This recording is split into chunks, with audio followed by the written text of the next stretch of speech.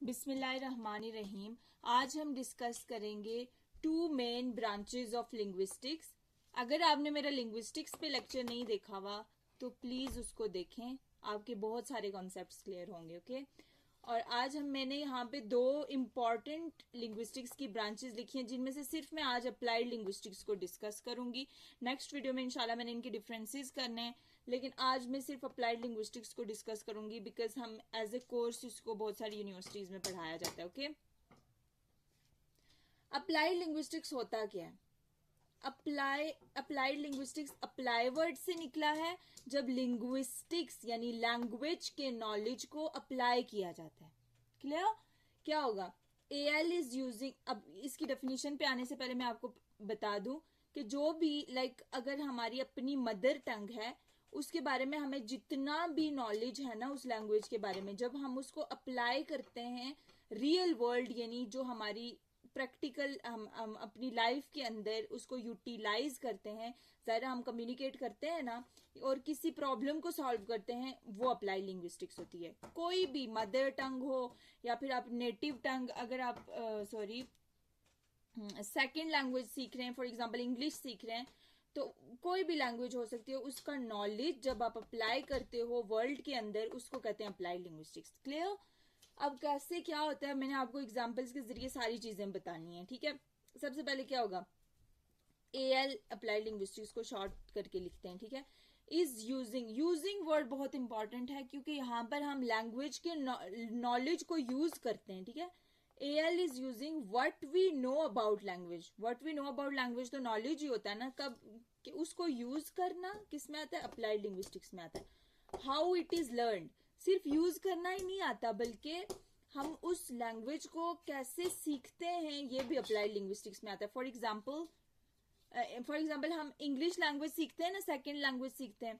Suppose हमारे teachers हमें classroom में वो पढ़ा रहे हैं, किस तरीके से वो पढ़ा रहे हैं, फॉर एग्जाम्पल वो कौन सा मेथड यूज कर रहे हैं, थ्रू आउट इंग्लिश बोल के या फिर अपनी मदर टंग और इंग्लिश दोनों को मिक्स करके हमसे बोल रहे हैं या फिर कोई एक्टिविटीज करवा रहे हैं हमें लैंग्वेज सीखने के लिए, वो सारा अप्लाइड लिंग्विस्टिक्स में आता है। ठीक है, and how it is used, मैंने आपको बोलते हैं यूज्ड वर्ड बहुत इंपॉर्टेंट है। Used in order to achieve some purpose. For example कोई हमें सपोज हमें लैंग्वेज ही सीखनी है, ये हमारा गोल है। ठीक है, हमें इंग्लिश लैंग्वेज सीखनी है। हम इंग्लिश लैंग्वेज को कैसे, हाउ इट इज यूज्ड, कि कैसे वो क्लासरूम के अंदर यूज की जा रही है। फॉर एग्जांपल लेट्स सपोज कि हमें सिर्फ जो है वो टेक्स्ट बुक के जरिए पढ़ाई जा रही है या फिर हमें वो डायरेक्ट कम्युनिकेट करके सिखाई जा रही है, कैसे वो यूज की जा रही है इन ऑर्डर टू अचीव, कैसे वो हमें लैंग्वेज सिखानी। सपोज हमारा टारगेट लैंग्वेज इंग्लिश है, पर्पस हमारा इंग्लिश सीखना है और वो कैसे यूज की जा रही है वो भी अप्लाइड लिंग्विस्टिक्स में आएगा। और how to solve some language related problems in the real world. अब देखो प्रॉब्लम्स, देखें प्रॉब्लम्स क्या हो सकती है। सपोज कोई कोर्ट में केस चल रहा है। ठीक है, किसी ने किसी को लेटर सेंड किया, उस लेटर के अंदर उसने धमकी दी हुई है। ठीक है, अब वो लेटर एज ए एविडेंस हमारे पास आ गया, हमने कोर्ट में वो प्रॉब्लम शेयर की कि अच्छा ये लैंग्वेज एविडेंस है, ये हमारे पास प्रॉब्लम है, हमें ये देखना है कि ये इस बंदे ने लिखा, किस बंदे ने लिखा हुआ है। तो अब क्या करेंगे हम, ये हमारे पास प्रॉब्लम है, कौन सी रियल लाइफ प्रॉब्लम क्या है कि हमारे पास लैंग्वेज एविडेंस है।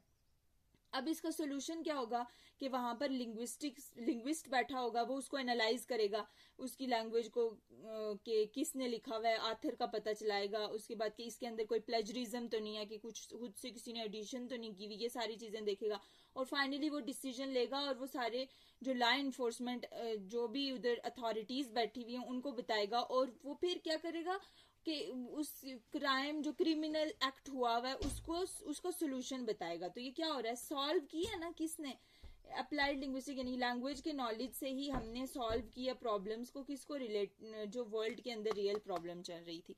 तो ये हो गई अप्लाइड लिंग्विस्टिक्स। ठीक है, क्लियर हो गया, मैंने आपको हर एक एग्जांपल भी दे दी, साथ में डेफिनेशन भी समझा दी। इसकी टाइप्स होती हैं, या फिर मैं आपको बता दूं लिंग्विस्टिक्स की बहुत सारी ब्रांचेज हैं, उनमें से ये जो है ना ये मेन टाइप्स हैं। अब बहुत सारी टाइप्स इसमें भी आती हैं, बहुत सारी टाइप्स उसमें भी आती हैं। इसमें जो जो आती हैं कैसे आती हैं मैंने आपको एग्जांपल के जरिए बताना है।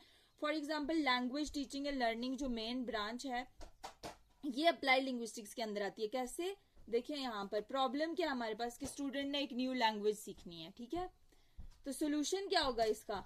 फॉर एग्जाम्पल हमने उसको टेक्स्ट बुक प्रोवाइड कर दी, हमने उसको कोई ऐप प्रोवाइड कर, जो भी एप्स होती हैं, लैंग्वेज लर्निंग एप्स होती हैं, बहुत सारी होती हैं, जैसे ग्रेट लर्निंग एकेडमी है, मैंने वहां से इंग्लिश प्रोफिशिएंसी सर्टिफिकेट लिया हुआ है, वहां पर वो कोर्सेज भी करवाते हैं।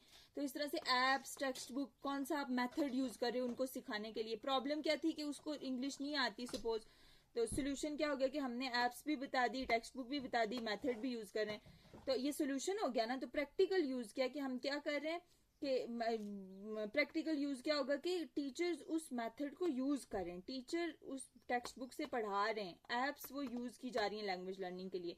प्रॉब्लम भी पता चल गया, सोल्यूशन भी पता चल गया, प्रैक्टिकल यूज भी पता चल गया। तो ये सारी चीजें किसमें आती हैं? अप्लाइड लिंग्विस्टिक्स में। तो हुई ना ये इसकी ब्रांच।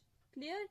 फॉरेंसिक लिंग्विस्टिक्स, मैंने आपको ये डेफिनेशन पढ़ाते हुए एग्जांपल बता दी है कि फॉर एग्जांपल कोर्ट के अंदर कोई केस चल रहा है, वहां पर लैंग्वेज एविडेंस हमारे पास आ गया, कोई लेटर आ गया कि ये किसी ने किसी को थ्रेटन करने के लिए लिखा था। तो सोल्यूशन क्या होगा कि फॉरेंसिक जो लिंग्विस्ट बैठा होगा ना, तो वो उसको एनालाइज करेगा, ठीक है, कि प्लेजरिज्म है इसके अंदर या नहीं। और प्रैक्टिकल यूज क्या होगा कि लॉ इन्फोर्समेंट जो अथॉरिटीज हैं उनको बताएगा ताकि इस प्रॉब्लम को सॉल्व किया जा सके। उसके बाद नेक्स्ट जो ब्रांच है वो क्लिनिकल लिंग्विस्टिक है, ये भी अप्लाइड लिंग्विस्टिक्स के अंदर आता है। ये भी आई ना, क्योंकि प्रॉब्लम भी है, सोल्यूशन भी हो गया, प्रैक्टिकल यूज भी हो गया। क्लिनिकल लिंग्विस्टिक्स जो है इसके अंदर प्रॉब्लम जो है वो अफेजिया है। क्या मतलब कि अफेजिया बहुत से लैंग्वेज डिसऑर्डर होते हैं, ठीक है, तो बच्चे सही से बोल नहीं पा रहे होते, कभी कभी ब्रेन में कोई इंजरी आ जाती है, डैमेज हो जाते हैं। और उसके बाद सोल्यूशन क्या आता है? डेवलप असेसमेंट टूल्स, कि हम इसमें जो है वो तहकीक वो सॉरी रिसर्च की जाती है कि कौन से असेसमेंट टूल्स जो होते हैं। फॉर एग्जांपल अगर एक बच्चे को इंजरी आई हुई है, ठीक है, उसको हमने उसको क्या सोल्यूशन है कि आप जो उसको चीजें समझ आ रही है ना, सपोज कुछ पिक्चर्स उसको समझ में आ रही हैं, तो वही उसके सामने ज्यादा रखी जाएंगी, ठीक है, और उसके साथ ऐसे तरीके ढूंढे जाएंगे जिससे क्या कर सके वो कम्युनिकेट करना उसके लिए इजी भी हो, ठीक है। सपोज उसको नहीं कम्प्लेक्स सेंटेंसेस समझ आ रहे हैं, हम उसके लिए बिल्कुल सिंपल वर्ड्स की फॉर्म में बोलेंगे, पिक्चर्स दिखाएंगे उसको समझाने के लिए, क्योंकि उसकी नजर तो ठीक है ना, अगर उसको नहीं जुबान से समझ आ रहा। तो ये सोल्यूशन होता है। प्रैक्टिकल यूज किया कि वो स्ट्रेटेजीज अमल में लाई जाएंगी जिससे उसकी कम्युनिकेशन इंप्रूव होगी। उसके बाद लास्ट ब्रांच आ जाती है हमारे पास के लास्ट नहीं बल्कि सेकंड लास्ट है, multi linguistics and language policies. इसके अंदर क्या होता है? सपोज क्या होता है कि बहुत सारे हमारे पास बच्चे होते हैं क्लासरूम में जिनकी लैंग्वेजेस डिफरेंट होती हैं, ठीक है, उसकी वजह से सोशल डिफरेंस आ रहा होता है। अब ये प्रॉब्लम है ना हमारे पास, उनको बाज को समझ में आता है, बाज को समझ में नहीं आता। तो सोल्यूशन क्या होगा कि हम ऐसी लैंग्वेज बोलें जो उन दोनों को आती है। फॉर एग्जाम्पल उर्दू लैंग्वेज बोलें, क्योंकि हमारी क्लास में ना कुछ गिलगिती भी थे, तो अब अगर हमें हमारी हिंदको में पढ़ाना शुरू कर दें तो it would be tough for them, तो उनकी गिलगित में पढ़ाना हमारे लिए टफ हो जाएगा। तो उर्दू यूज की जाती थी ताकि इन दोनों को समझ आए, क्योंकि वो दोनों हम बोल सकते थे।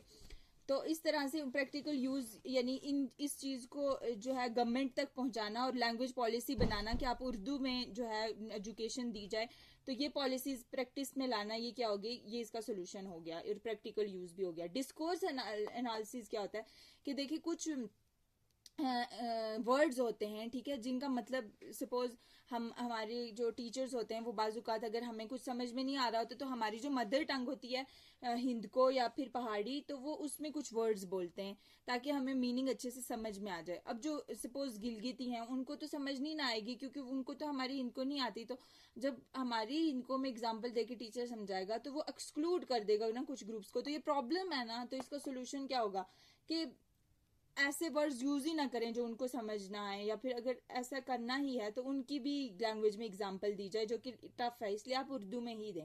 प्रैक्टिकल यूज के आप क्या करें कि आप ऐसा एजुकेशनल सिस्टम ही हमारा ऐसा लैंग्वेज पॉलिसीज होनी चाहिए जिसकी वजह से दोनों को बात समझ में आए। So that was today's lecture. ये किस तरह से देखिए मैंने प्रॉब्लम भी बताई है, सोल्यूशन भी बताई है, प्रैक्टिकल यूज भी बताया सारी ब्रांचेस के, ताकि आपको पता चले कि ये क्यों अप्लाइड लिंग्विस्टिक्स में आता है और थ्योरेटिकल में नहीं आता। नेक्स्ट लेक्चर में आपको उस पर समझाऊंगी ताकि आपको उसका भी समझ में आ जाए, फिर मैं इन दोनों का कंपैरिजन करूंगी। Thank you so much.